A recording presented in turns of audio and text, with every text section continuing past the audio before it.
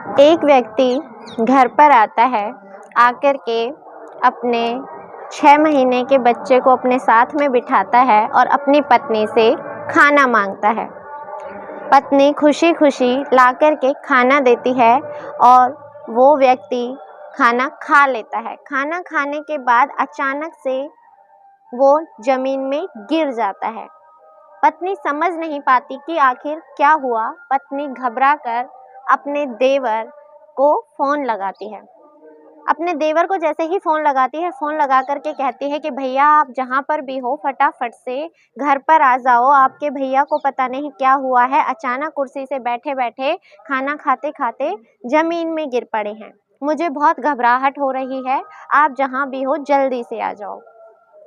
Phone cut करती है, उसके बाद घबराते हुए दूसरा फ़ोन लगाती है अपने सास को। अपनी सास को फ़ोन लगा कर के कहती है कि मम्मी जी अचानक से आपके बेटे खाना खाते खाते उनका पता नहीं क्या हो गया है, वो कुर्सी से बैठे बैठे ज़मीन में गिर गए हैं, मुझे बहुत घबराहट हो रही है। रोती जाती है, रोते रोते ये सारा वाक़या अपनी सास को सुनाती है। सास को सुनाती है। अब अकेले ही वो लोग जब तक वहाँ पहुँचते, वो अकेले ही अपने पति को लेकर के अपने बच्चे को गोदी में लेती है और जैसे तैसे करके अपने पति को सामुदायिक स्वास्थ्य केंद्र पर ले जाती है और ले जाकर के वहाँ जाकर के ज़ोर-ज़ोर से रोने लग जाती है कि आप मेरे पति को कैसे भी करके बचा लीजिए। अब जो अस्पताल के लोग होते हैं वो कहते हैं आपके पति को क्या हुआ? वो कहती है कि मेरे पति को हार्ट अटैक आया है और वो हार्ट अटैक की वजह से वो ज़मीन में गिर गए हैं, आप कुछ भी कीजिए बस मेरे पति को बचा लीजिए।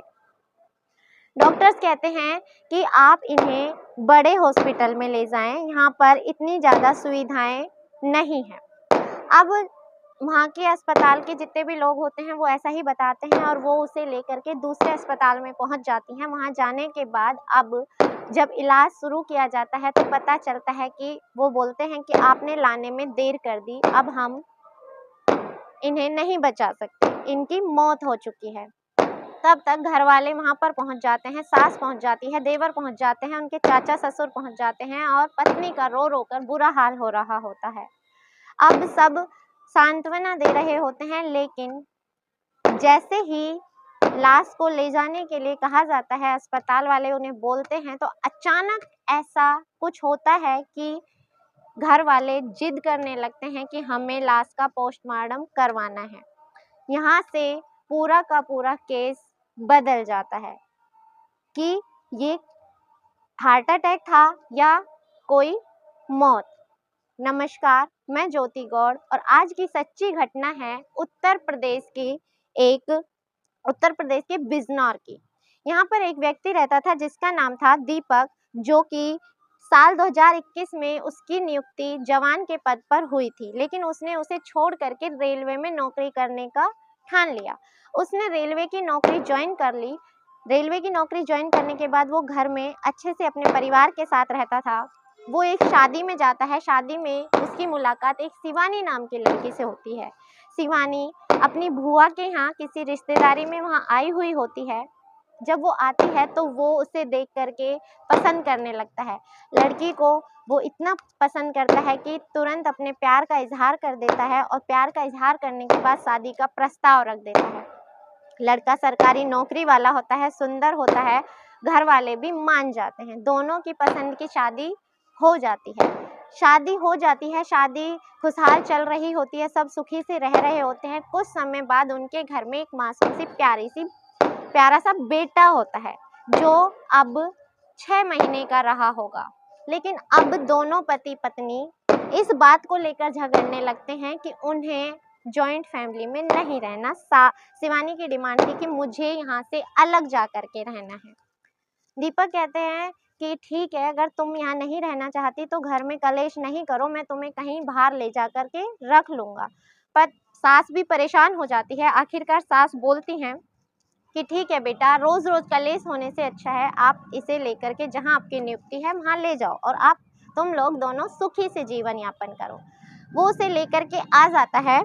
नसीराबाद की एक कॉलोनी होती है आदर्श कॉलोनी, वहाँ पर वो एक मकान लेते हैं, क्योंकि शिवानी का कहना था कि वो किसी सरकारी क्वार्टर में नहीं रहेगी, उसे एक सेपरेट जगह चाहिए, एक अलग सी जगह चाहिए। तो वो वहाँ पर आदर्श कॉलोनी में रहने लगते हैं। वक्त धीरे धीरे चल रहा होता है, अभी ज़्यादा समय नहीं बीता था, अभी 1 महीना ही हुआ था, लेकिन दीपक को महसूस होने लगता है कि वो जब भी घर में आता है शिवानी का बर्ताव उखड़ा उखड़ा रहता है। वो ऑफिस चला जाता है तो वो खुश रहती है, मगर जब वो घर आता है तो उसका स्वभाव उखड़ा उखड़ा रहता है। वो समझने की कोशिश करता है, दोनों में इस बात को लेकर वाद विवाद होते रहते हैं, झगड़ा होता रहता है। अब कुछ समय बाद उसके घर वाले फ़ोन करते हैं कि बच्चा 6 महीने का हो गया है, इसकी मुंडन की रस्म करनी है, क्यों ना तुम लोग आ जाओ।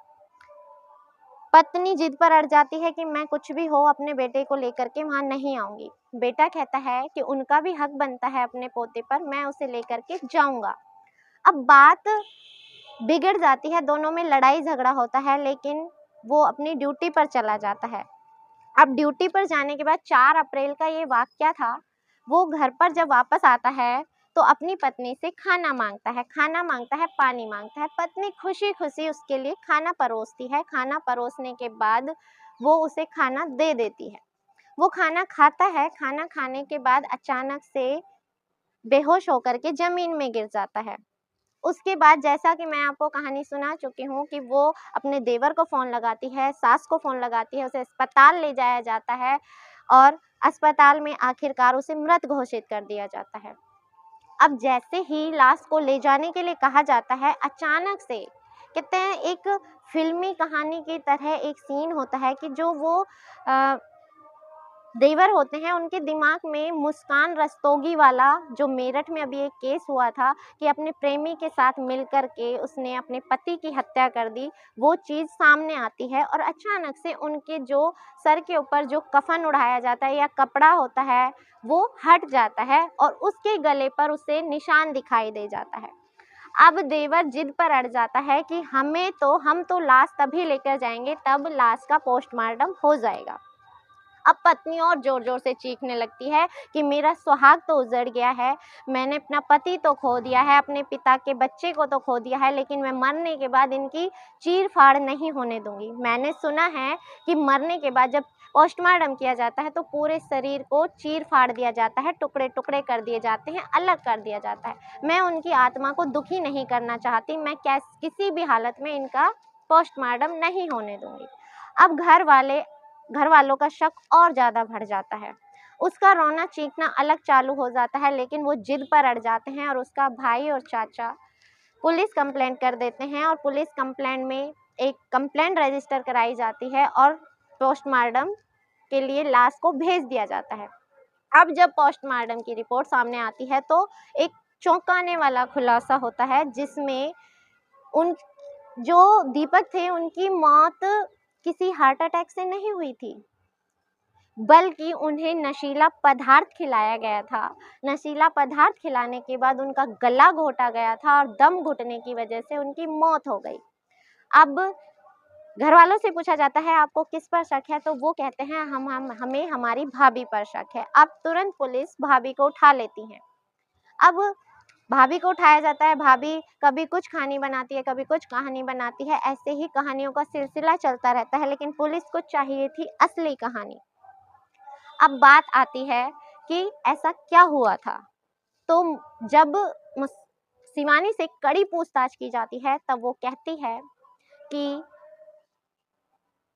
जो मेरे पति थे उनसे मेरा झगड़ा चल रहा था, वो मेरी बात नहीं मान रहे थे, मैं किसी और से प्रेम करती थी और उसी के बाद मैंने अपने पति को 4 नशीली गोलियां खाने के अंदर मिला कर के खिला दी।